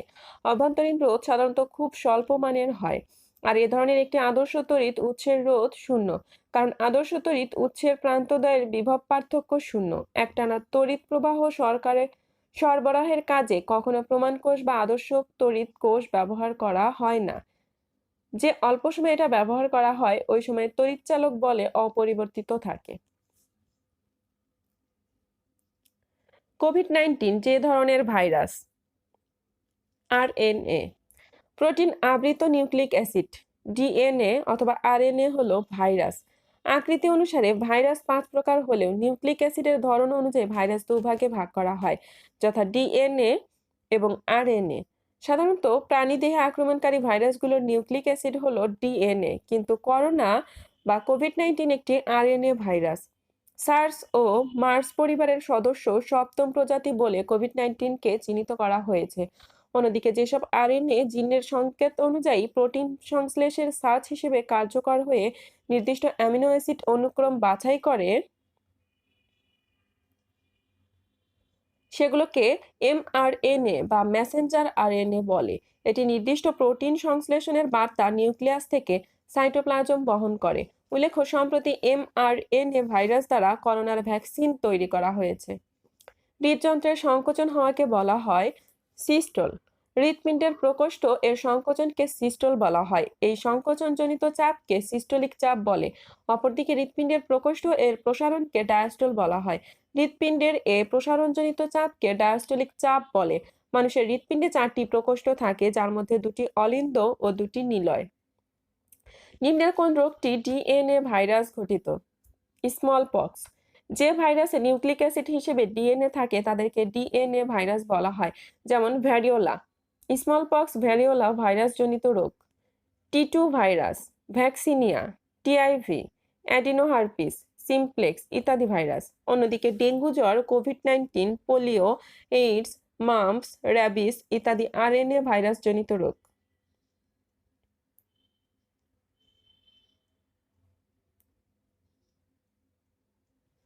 ট্রপিক্যাল সাইক্লোন সৃষ্টির জন্য সাগরপৃষ্ঠের ন্যূনতম তাপমাত্রা কত হওয়া প্রয়োজন? 26.5 ডিগ্রি সেলসিয়াস। সাধারণত 5 ডিগ্রি থেকে 20 ডিগ্রি উত্তর ও দক্ষিণ অক্ষাংশের মধ্যে সম্পন্ন সমুদ্রবক্ষে সৃষ্ট ও ক্রান্তীয় অঞ্চলের মধ্যে সীমাবদ্ধ ঘূর্ণাবর্তকে ট্রপিক্যাল সাইক্লোন বা ক্রান্তীয় ঘূর্ণবাদ বা উষ্ণমণ্ডলীয় ঘূর্ণবাদ বলে। এই ঘূর্ণবাদ সৃষ্টির অনুকূল ভৌগোলিক শর্ত হলো সমুদ্রপৃষ্ঠের ন্যূনতম তাপমাত্রা 26.5 ডিগ্রি সেলসিয়াস হতে হবে। এছাড়া এ ঘূর্ণবাতের সাধারণ বৈশিষ্ট্য হলো ক্রান্তীয় ঘূর্ণিবাতকে ঘিরে সমচাপ রেখাগুলোর আকৃতি গোলাকার হয়। ট্রপিক্যাল সাইক্লোনে বায়ুর গতিবেগ প্রতি ঘন্টায় 50 কিলোমিটার থেকে 300 কিলোমিটার পর্যন্ত হয়ে থাকে। এই ঘূর্ণবাত মানুষ ও সম্পত্তির ব্যাপক ক্ষতি সাধন করে। নিচের কোনটি অ্যান্টিভাইরাস সফটওয়্যার নয়? ওরাকল। অ্যান্টিভাইরাস হলো এক ধরনের সফটওয়্যার যা কম্পিউটারকে ভাইরাসের আক্রমণ থেকে রক্ষার জন্য ব্যবহার করা হয়। McAfee, Norton, Kaspersky, Symantec, Avast, AVG, Avira, Cobra, PC tools, Panda প্রভৃতি কম্পিউটার অ্যান্টিভাইরাস সফটওয়্যার। অপরদিকে ওরাকল হলো একটি ডেটাবেস সফটওয়্যার। আরএফআইডি বলতে বোঝায় radio frequency identification. RFID or radio frequency identification এমন একটি ওয়্যারলেস প্রযুক্তির ইলেকট্রনিক ডিভাইস যেখানে খুব ছোট একটি চিপ, কয়েল ও অ্যান্টেনা থাকে। ক্রেডিট কার্ডের মতো দেখতে আরএফআইডি এর কাজ অনেকটা বারকোড রিডারের মতোই। রেডিও ফ্রিকোয়েন্সি কোনো বস্তুকে শনাক্ত করতে ব্যবহার করা হয়, যেমন কোনো কিছুর অবস্থান নির্ণয় করা, অফিস, বাসায় মানুষের চলাচল নিয়ন্ত্রণ, দোকানে পণ্যের চুরি প্রতিরোধ, পরিচয় নির্দিষ্ট করা প্রভৃতি কাজে আরএফআইডি ব্যবহার করা হয়। কোন মাধ্যমে আলোর পালস ব্যবহৃত হয়?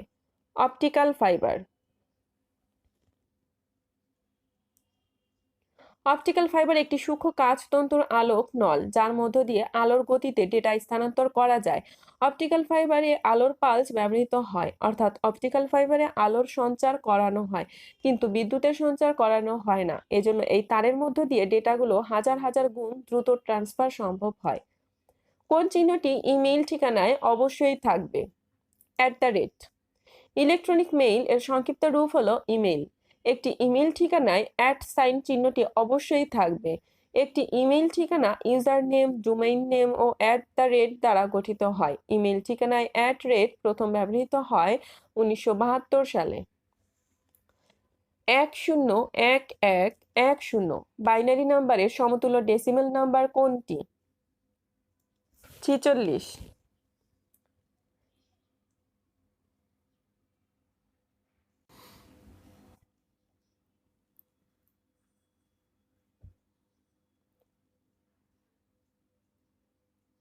ডিএনএস সার্ভারের কাজ হচ্ছে ড্যাশকে ড্যাশ অ্যাড্রেসে পরিবর্তন করা, ডোমেইন নেমকে আইপি অ্যাড্রেসে পরিবর্তন করা।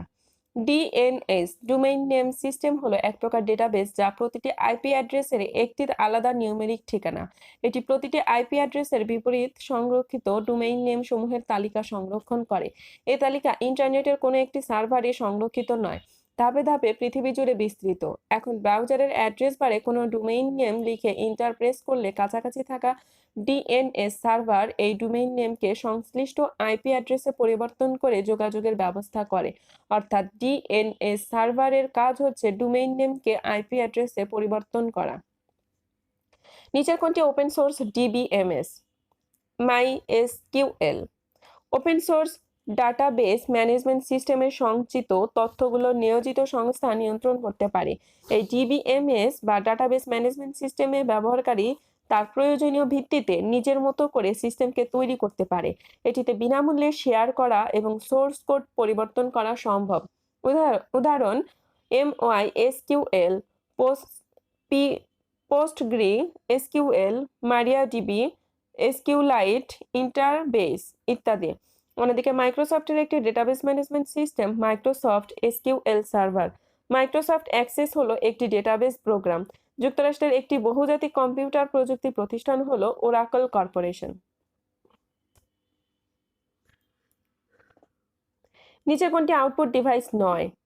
মাইক্রোফোন। কম্পিউটারের গ্রহণমুখকে ইনপুট ডিভাইস বলে, যেমন microphone, keyboard, mouse, scanner, OCR, OMR, MICR, joystick, light pen, punch card reader, digitalizer, sensor, gamepad, touchpads প্রভৃতি। অন্যদিকে মনিটর, প্রিন্টার ও স্পিকার হলো আউটপুট ডিভাইস। নিচের কোনটি একটি প্রতিষ্ঠানের ওয়েব ঠিকানাকে নির্দেশ করে? URL. URL uniform resource locator হলো ওয়েবসাইটের বিভিন্ন ডকুমেন্টস এবং রিসোর্সের একক বা ইউনিক ঠিকানা। অর্থাৎ ইউআরএল একটি প্রতিষ্ঠানের ওয়েব ঠিকানাকে নির্দেশ করে। একটি পূর্ণাঙ্গ ইউআরএল এর প্রথম অংশের নাম প্রোটোকল, যা ওয়েব রিসোর্সের সাথে যোগাযোগ করতে প্রয়োজন হয়। অন্যদিকে এইচটিটিপি হাইপারটেক্সট ট্রান্সফার প্রোটোকল ইন্টারনেটে ওয়েব পেজ সমূহ ব্রাউজিং করার জন্য ব্যবহার করা হয়। www ওয়ার্ল্ড ওয়াইড ওয়েবকে সংক্ষেপে ওয়েব পেজ বা ওয়েব বলা হয়। এটাকে ইন্টারনেটের মাল্টিমিডিয়া বলা হয়। এইচটিএমএল বা হাইপারটেক্সট মার্কআপ ল্যাঙ্গুয়েজ এর সাহায্যে ওয়েবে তথ্য প্রকাশ করা হয়। নিচের কোন প্রযুক্তি pay as you go service model অনুসরণ করে? Cloud computing. ক্লাউড কম্পিউটিং এর মূল বিষয়টি হলো সর্বনিম্ন খরচ ও সর্বোচ্চ সুবিধায় নিজের ব্যবহৃত কম্পিউটারে হার্ড ড্রাইভের পরিবর্তে ইন্টারনেট সেবা প্রদানকারী কোনো প্রতিষ্ঠানের নিকট হতে সার্ভিস বা হার্ডওয়্যার ভাড়া নেওয়া। যুক্তরাষ্ট্রের national institute of standard and testing NIST এর মতে ক্লাউড কম্পিউটিং হলো ক্রেতার তথ্য ও বিভিন্ন অ্যাপ্লিকেশনকে কোনো সেবাদাতার সিস্টেমে আউটসোর্স করার এমন একটি মডেল যাতে নিম্নোক্ত তিনটি বৈশিষ্ট্য থাকবে: রিসোর্স স্কেলেবিলিটি, ক্রেতা যত চাইবে সেবাদাতা ততই অধিক পরিমাণে সেবা দিতে পারবে। ওয়ান ডিমান্ড, ক্রেতা যখন চাইবে তখনই সেবা দিতে পারবে। ক্রেতা তার ইচ্ছা অনুযায়ী চাহিদা বাড়াতে বা কমাতে পারবে। পে অ্যাজ ইউ গো, এটি একটি পেমেন্ট মডেল। ক্রেতাকে আগে থেকে কোনো সার্ভিস রিজার্ভ করতে হবে না। ক্রেতা যা ব্যবহার করবে কেবল তার জন্যই পেমেন্ট দিতে হবে।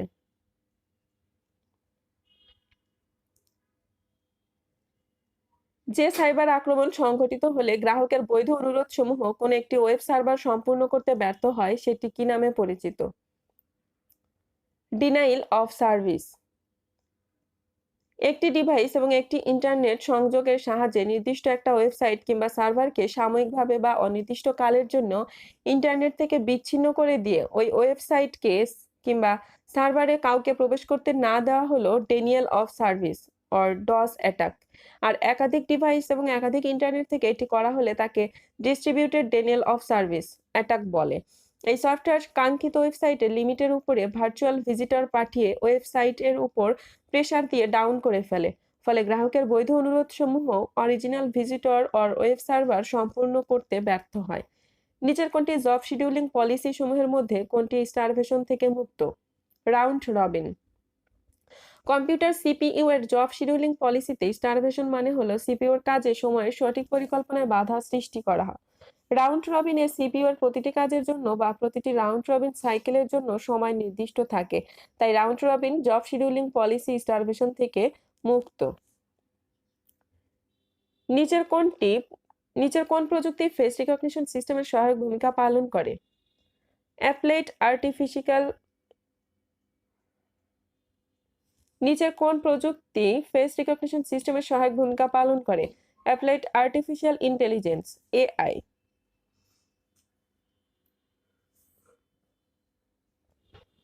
যন্ত্রকে মানুষের মতো বুদ্ধিমত্তা দিয়ে সেটিকে চিন্তা করানোর ক্ষমতা দেওয়ার ধারণাটিকে সাধারণভাবে আর্টিফিশিয়াল ইন্টেলিজেন্স বলা হয়। অ্যাপ্লাইড আর্টিফিশিয়াল ইন্টেলিজেন্স এর বিভিন্ন ক্ষেত্র ও উদাহরণ হলো ফেস রিকগনিশন সিস্টেম, মুখমণ্ডল শনাক্তকরণ পদ্ধতি, মেশিন লার্নিং, NLP, তথ্য সমন্বয়, speech, robotics, vision, image processing প্রভৃতি। কৃত্রিম বুদ্ধিমত্তা প্রয়োগে ব্যবহৃত ল্যাঙ্গুয়েজ হলো C or C++, Java, MAT, LAV, Python, Prolog, LISP, CLISP R প্রভৃতি। নিচের কোন মেমোরিটিতে অ্যাক্সেস টাইম সবচেয়ে কম? রেজিস্টার্স। কাজের গতি বৃদ্ধির জন্য প্রসেসর ও প্রধান মেমোরির মধ্যবর্তী স্থানে সহায়ক মেমোরি হিসেবে ক্যাশ মেমোরি স্থাপন করা হয়ে থাকে। মূলত অ্যাক্সেস টাইম কমানোর জন্য ক্যাশ মেমোরি অর সহায়ক মেমোরি ভূমিকা রাখে। রেজিস্টার্স প্রসেসরের মধ্যে অবস্থিত স্বল্প পরিমাণ স্টোরেজ উপাদান। রেজিস্টারের অ্যাক্সেস টাইম 1 ন্যানোসেকেন্ডের কাছাকাছি। অপরদিকে ক্যাশ মেমরি সরাসরি সিপিইউ এর সাথে যুক্ত থাকে বলে একে সিপিইউ মেমরিও বলা হয়ে থাকে। তবে ক্যাশ মেমরির অ্যাক্সেস টাইম 2/3 ন্যানোসেকেন্ড। অতএব রেজিস্টার সবচেয়ে কম সময়ে তথ্য অ্যাক্সেস করতে পারে। অর্থাৎ ক্যাশ মেমরি, র্যাম, এসএসডি প্রভৃতির মধ্যে রেজিস্টারের অ্যাক্সেস টাইম সবচেয়ে কম। নিচের কোন ডিভাইসটি ডিজিটাল সিগন্যালকে অ্যানালগ সিগন্যালে পরিবর্তনে ব্যবহৃত হয়? মডেম। মডেম শব্দটি মডুলেটর ও ডিমodulator এর সংক্ষিপ্ত রূপ। মডুলেটর ডিজিটাল সংকেতকে অ্যানালগ সংকেতে এবং ডিমodulator অ্যানালগ সংকেতকে ডিজিটাল সংকেতে পরিণত করে। মডেম টেলিফোন লাইনের অ্যানালগ সংকেতকে ডিজিটাল সংকেতে পরিণত করে আর কম্পিউটার থেকে প্রেরিত ডিজিটাল সংকেতকে টেলিফোনের উপযোগী করার জন্য অ্যানালগে পরিণত করে।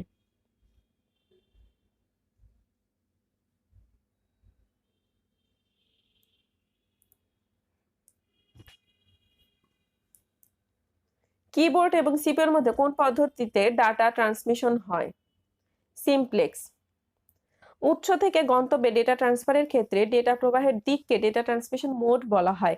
ডেটা প্রবাহের উপর ভিত্তি করে ডেটা ট্রান্সমিশন মোডকে 3টি ভাগে ভাগ করা যায়, যথা simplex, half duplex, full duplex.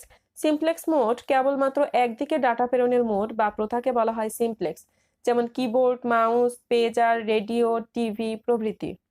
Half duplex mode এই ব্যবস্থায় উভয় দিক থেকে ডেটা প্রেরণের সুযোগ থাকে, তবে তা একই সময়ে বা যুগপৎ সম্ভব নয়। যে কোনো প্রান্ত একই সময়ে কেবলমাত্র ডাটা গ্রহণ অথবা প্রেরণ করতে পারে, কিন্তু গ্রহণ এবং প্রেরণ একই সাথে করতে পারে না, যেমন ওয়াকিটকি, ফ্যাক্স, এসএমএস প্রভৃতি। ফুল ডুপ্লেক্স মোড এক্ষেত্রে একই সময়ে উভয় দিক হতে ডেটা প্রেরণের ব্যবস্থা থাকে। যে কোনো প্রান্ত প্রয়োজনে ডেটা প্রেরণ করার সময় ডেটা গ্রহণ অথবা ডেটা গ্রহণের সময় প্রেরণও করতে পারে, যেমন টেলিফোন, মোবাইল প্রভৃতি। অতএব কিবোর্ড হতে সিপিইউ এর মধ্যে সিমপ্লেক্স পদ্ধতিতে ডাটা ট্রান্সমিশন হয়। ব্লকচেইন এর প্রতিটি ব্লক কি তথ্য বহন করে? উপরের সবগুলো। ব্লকচেইন প্রযুক্তি বর্তমানে লেনদেন ভিত্তিক তথ্য সংরক্ষণ করার একটি নিরাপদ ও উন্মুক্ত পদ্ধতি। ব্লকচেইন প্রযুক্তিতে তথ্য বিভিন্ন ব্লকে একটির পর একটি চেইন আকারে সংরক্ষণ করা হয়। এটি এমন একটি বন্টনযোগ্য ডেটাবেস যাতে অংশগ্রহণকারী পক্ষগুলোর মধ্যকার সব লেনদেন নথিবদ্ধ করে রাখা হয়। প্রতিটি ব্লক বিভিন্ন তথ্য বহন করে, যেমন আগের ব্লকের হ্যাশ পয়েন্টার, এই hash pointer to the previous block বা ঠিকানা স্বাক্ষর, লেনদেনের সময় টাইম স্ট্যাম্প, আগের সকল লেনদেনের তথ্য, লিস্ট অফ ট্রানজাকশনস ইত্যাদি।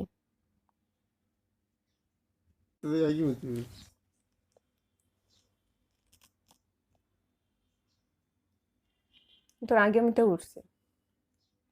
নিচের কোনটি ব্লুটুথের আইইই স্ট্যান্ডার্ড? আইইই 802.15।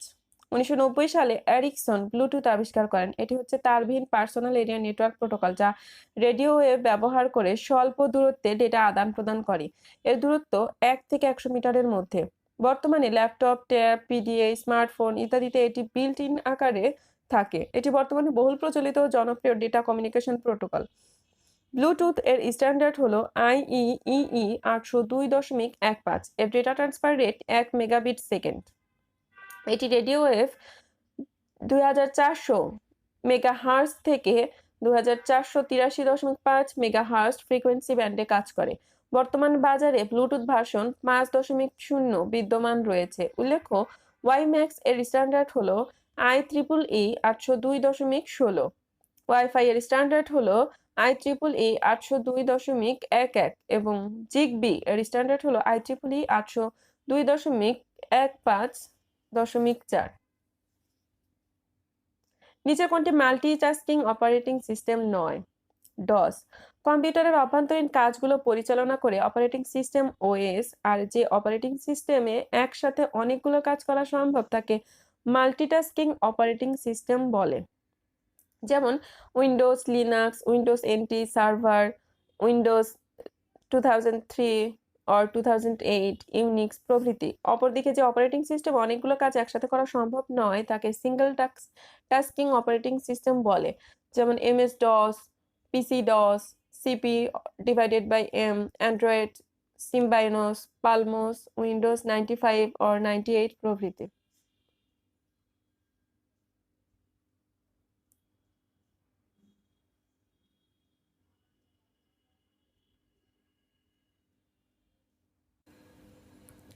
গণিত অংশের উত্তরগুলো আমি বলে দিচ্ছি, ব্যাখ্যাগুলো নিচে থেকে দেখে নেবেন। 161 এর উত্তর খ 8/3 2x টু ইনফিনিটিভ। 162 এর উত্তর 252।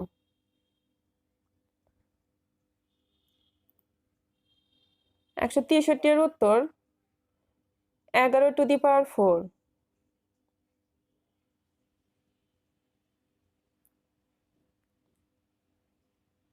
164 এর উত্তর 52।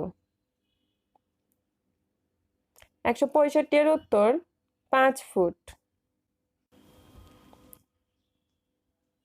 166 এর উত্তর ঘ।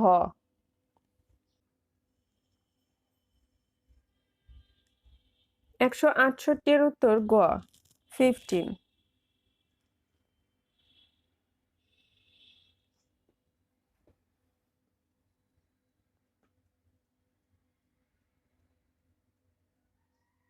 169 এর উত্তর ক। 170 এর উত্তর খ।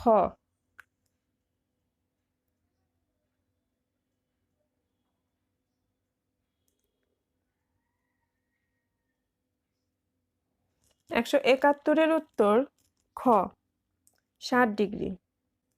172 এর উত্তর ঘ 126 ডিগ্রি। 173 এর উত্তর ঘ 3, 5, 7।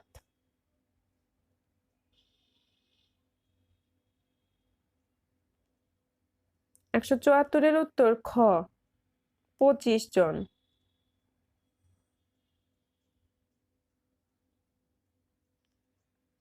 175 এর উত্তর গ 1/4। 176 এর উত্তর গ দন্ত ন। 177 এর উত্তর খ। নিচের শব্দগুলোর মধ্যে 3টি সমগোত্রীয়, কোন শব্দটি আলাদা? পিকুলিয়ার। কনভেনশনালের অর্থ প্রথাসিদ্ধ, প্রচলিত প্রভৃতি। পিকুলিয়ার অর্থ বৈশিষ্ট্যসূচক, অদ্ভুত প্রভৃতি। কনজারভেটিভ রক্ষণশীল, গোঁড়া প্রভৃতি। ট্র্যাডিশনাল অর্থ চিরাচরিত, প্রচলিত প্রভৃতি। এখানে পিকুলিয়ার বাদে অন্যগুলো পরস্পর সমার্থক শব্দ। গ FG। প্রতিযোগিতায় সব সময় কি থাকে? পার্টিসিপেন্ট।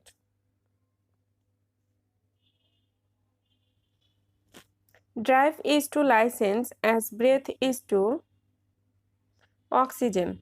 ড্রাইভ করতে হলে প্রয়োজন লাইসেন্স এবং ব্রেথ বা শ্বাস প্রশ্বাস নেওয়ার জন্য প্রয়োজন অক্সিজেন।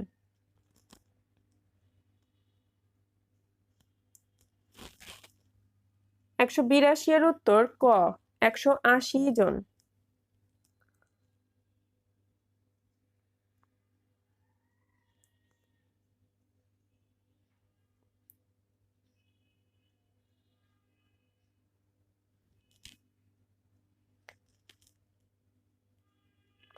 184 এর উত্তর খ 214673।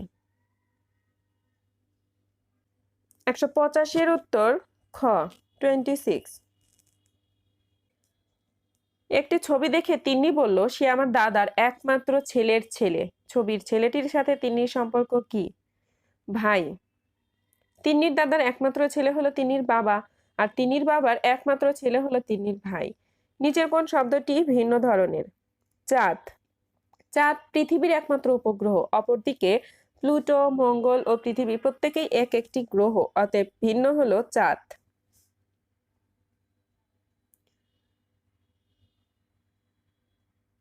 188 এর উত্তর উপরের কোনটি নয়। 189 এর উত্তর ঘ 35 পাউন্ড। 190 এর উত্তর ক। 191 এর উত্তর কর্তব্যের জন্য কর্তব্য ধারণাটির প্রবর্তক কে? Emmanuel Kant. নৈতিকতার আলোচনায় জার্মান দার্শনিকের মুকুটমণি ইমানুয়েল কান্ট 1724 থেকে 1804 কর্তব্যের নৈতিকতার ধারণা প্রবর্তন করেন। সদিচ্ছাকে কর্মনীতিরূপে গ্রহণ করলে কর্তব্যবাদ প্রতিষ্ঠিত হয়। এজন্য কান্ট সুখবাদীদের ফলমুখী নৈতিকতাকে পরিহার করে কর্তব্যের নৈতিকতাকে গ্রহণ করেছেন। বিবেকের নির্দেশই হচ্ছে কর্তব্যের নির্দেশ। কান্টের মতে সদিচ্ছা প্রণোদিত হয়ে বিবেকের নির্দেশে কর্তব্যের জন্য কর্তব্য সাধনই নৈতিক কর্ম। কান্টের বিখ্যাত নীতি দার্শনিক রচনা critique of pure reason, critique of practical reason, critique of judgement প্রভৃতি। অন্যদিকে হার্বার্ট স্পেন্সার ছিলেন বিবর্তনবাদী ও উপযোগবাদী ব্রিটিশ দার্শনিক ও সমাজ চিন্তাবিদ। তাকে বিবর্তনবাদের জনক বলা হয়। ব্রিটিশ দার্শনিক ও গণিতবিদ বার্ট্রান্ড রাসেল মানুষের ব্যক্তিগত ও ধর্মীয় নৈতিকতা নিয়ে আলোচনা করেন। গ্রিক দার্শনিক অ্যারিস্টটলের নীতি চিন্তার মূল আলোচ্য বিষয় ছিল মানুষের পরম কল্যাণ। Human society in ethics and politics গ্রন্থের লেখক কে? Bertrand Russell. বার্ট্রান্ড রাসেল ছিলেন একজন ব্রিটিশ দার্শনিক। Human society in ethics and politics, a history of western philosophy, the elements of ethics, introduction to mathematical philosophy, power, a new social analysis, political ideals, principia mathematica, dictionary of mind, marriage and morals প্রভৃতি Bertrand Russell রচিত উল্লেখযোগ্য গ্রন্থ। অপরদিকে the republic, Plato, social contract, Rousseau এবং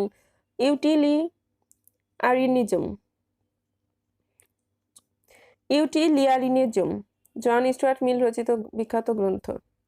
কোন নৈতিক মানদণ্ডটি সর্বোচ্চ সুখের উপর গুরুত্ব প্রদান করে? উপযোগবাদ। উপযোগবাদ নীতিবিদের একটি তত্ত্ব যার মূল কথা হচ্ছে সর্বোচ্চ সুখ বা ম্যাক্সিমাম হ্যাপিনেস। উপযোগবাদ তত্ত্বের জনক বা প্রতিষ্ঠাতা ইংরেজ দার্শনিক জেরেমি বেন্থাম। জেরেমি বেন্থাম 1789 সালে প্রকাশিত তার an introduction of the principles of morals and legislation গ্রন্থে উপযোগবাদ তত্ত্বটি প্রথম ব্যাখ্যা করেন। উপযোগবাদ মতবাদ অনুযায়ী যা কিছু আনন্দদায়ক তাই ভালো। নৈতিক মানদণ্ড হিসেবে উপযোগবাদের মূল বক্তব্য হচ্ছে the greatest good for the greatest number of people. Bangladesh কত সালে জাতীয় শুদ্ধাচার কৌশল প্রণয়ন করা হয়? 2012 সালে। বাংলায় শুদ্ধাচার বলতে সাধারণত নৈতিকতা ও সততা দ্বারা প্রভাবিত আচরণ ও উৎকর্ষ বোঝায়, যার দ্বারা একটি সমাজের কালোত্তীর্ণ মানদণ্ড, নীতি ও প্রথার প্রতি আনুগত্য বোঝানো হয়। ব্যক্তি পর্যায়ে এর অর্থ হলো কর্তব্যনিষ্ঠা ও সততা তথা চরিত্রনিষ্ঠা। বাংলাদেশ সরকার 2012 সালে জাতীয় শুদ্ধাচার কৌশল প্রণয়ন করেন। এই কৌশলের মূল লক্ষ্য হলো শুদ্ধচর্চার চর্চা ও দুর্নীতি প্রতিরোধের মাধ্যমে রাষ্ট্র ও সমাজে সুশাসন প্রতিষ্ঠা করা। বিশ্ব ব্যাংকের মতে সুশাসনের উপাদান কয়টি? 6টি। বিশ্ব ব্যাংকের অভিমত সুশাসন 4টি স্তম্ভের উপর নির্ভরশীল, যথা দায়িত্বশীলতা, স্বচ্ছতা, আইনি কাঠামো, অংশগ্রহণ। তবে বিশ্ব ব্যাংকের অভিমত অনুসারে সুশাসনের উপাদান থাকা প্রয়োজন 6টি: বাক স্বাধীনতা ও জবাবদিহিতা, আইনের শাসন, নিয়ন্ত্রণ গুণ, রাজনৈতিক স্থিতিশীলতা ও অহিংসতার অনুপস্থিতি, সরকারের কার্যকারিতা ও দুর্নীতি দমন। শাসক যদি মহৎগুণ সম্পন্ন হয় তাহলে আইন নিষ্প্রয়োজন, আর শাসক যদি মহৎগুণ সম্পন্ন না হয় তাহলে আইন অকার্যকর। এটি কে বলেছেন? প্লেটো। প্লেটো তার দ্য রিপাবলিক গ্রন্থে সাম্যবাদ নিয়ে আলোচনা করেছেন। প্লেটোর শাসক, নাগরিক, আইন ও রাজনীতি সম্পর্কে বিখ্যাত কয়েকটি উক্তি: শাসক যদি মহৎগুণ সম্পন্ন হয় তাহলে আইন নিষ্প্রয়োজন, আর শাসক যদি মহৎগুণ সম্পন্ন না হয় তাহলে আইন অকার্যকর। রাজনীতিতে অংশগ্রহণের অনীহার অন্যতম শাস্তি হচ্ছে নিজের তুলনায় নিকৃষ্টদের দ্বারা শাস্তি হওয়া। মানুষ যেমন রাষ্ট্র তেমনি হবে। মানুষের চরিত্র দ্বারাই রাষ্ট্র গড়ে ওঠে। শাসনে অনিচ্ছুক শাসকই শ্রেষ্ঠ শাসক, আর যে শাসন করার লোভেই শাসক সে হলো নিকৃষ্ট শাসক। জীবন কিংবা আচরণে রাষ্ট্রের ন্যায় বিচার তখনই সম্ভব যখন প্রত্যেক নাগরিকের চিন্তায় এবং হৃদয়ে সেটা বিদ্যমান। সুশাসনের মূল ভিত্তি কি? আইনের শাসন। সুশাসনের অন্যতম প্রধানতম উপাদান তথা মূল ভিত্তি আইনের শাসন প্রতিষ্ঠার অনুপ্রেরণা আসে মূল্যবোধ, ঔচিত্যবোধ ও ন্যায়বোধ থেকে, আর আইনের শাসন প্রতিষ্ঠায় নিয়ামক শক্তি হিসেবে কাজ করে মূল্যবোধ শিক্ষা। আইনের শাসন ছাড়াও স্বচ্ছতা, জবাবদিহিতা, দায়বদ্ধতা, অংশগ্রহণ, দায়িত্বশীলতা এবং সমতা ও ন্যায্যতা প্রভৃতিকে সুশাসনের ভিত্তি বা উপাদান হিসেবে গণ্য করা হয়। অপরদিকে গণতন্ত্র ও আমলাতন্ত্র হচ্ছে রাষ্ট্র ব্যবস্থা ও শাসন প্রক্রিয়া। নৈতিক মূল্যবোধের উৎস কোনটি? ধর্ম। মানুষের নৈতিক ও আধ্যাত্মিক মূল্যবোধ বিকাশে সর্বাপেক্ষা বেশি প্রভাব বিস্তার করে ধর্ম। তাই নৈতিক মূল্যবোধের প্রধান উৎসই ধর্মীয় জ্ঞান তথা নৈতিক জ্ঞান, আর সমাজ হচ্ছে নৈতিক, অনৈতিক তথা সব ধরনের মূল্যবোধের বিস্তার ক্ষেত্র। উৎস 9। অন লিবার্টি গ্রন্থের লেখক কে? জন স্টুয়ার্ট মিল। জন স্টুয়ার্ট মিল একজন ইংরেজ চিন্তাবিদ, রাজনীতিক এবং 19 শতকের সবচেয়ে প্রভাবশালী উপযোগবাদী দার্শনিক। তিনি দর্শন, জ্ঞানতত্ত্ব, অর্থনীতি, সমাজ ও রাজনীতি, নৈতিকতা, ধর্ম, নারী অধিকার ইত্যাদি বিষয়ে গ্রন্থ রচনা করেন। তার গুরুত্বপূর্ণ বইয়ের মধ্যে রয়েছে a system of logic, on liberty, the principle of political economy, utilitarianism, considerations on representative government, nature, the utility of religion, theism প্রভৃতি। জন স্টুয়ার্ট মিল তার অন লিবার্টি গ্রন্থে মত প্রকাশের স্বাধীনতার উপর গুরুত্ব দিয়েছেন। এই গ্রন্থে তিনি অভিমত ব্যক্ত করেন, শাসনচক্র বা সরকার ব্যবস্থা অবশ্যই সীমাহীন স্বাধীনতার উপর স্থাপিত হতে পারে না, বরং সরকার যত কম পরিমাণে জনগণের চিন্তা ও কাজে হস্তক্ষেপ করবে তা ততই মঙ্গল। উৎপত্তিগত অর্থে গভর্নেন্স শব্দটি কোন ভাষা থেকে এসেছে? গ্রিক। ইংরেজি গভর্নেন্স শব্দটি প্রাচীন গ্রিক শব্দ কুবারনেইন থেকে উৎপত্তি লাভ করেছে, যার উৎপত্তিগত অর্থ অর্গানিক, মিনিং হলো টু স্টির, আর লিটারালি অর্থ হলো to control, guide or manipulate. Plato to steer অর্থাৎ শাসন করা অর্থে কুবারনেইন গ্রিক শব্দটি প্রথম ব্যবহার করেছিলেন। আমাদের ভিডিও যদি আপনাদের কাছে ভালো লেগে থাকে তবে অবশ্যই ভিডিওটি লাইক এবং বন্ধুদের সাথে শেয়ার করতে ভুলবেন না। আপনার যে কোনো মতামত কমেন্টে জানাবেন। নিত্য নতুন আপডেট পেতে চ্যানেলটি সাবস্ক্রাইব করুন এবং সাথে থাকা বেল আইকনটি প্রেস করুন। সবার সুস্থতা ও দীর্ঘজীবী কামনা করে শেষ করছি। আল্লাহ হাফেজ।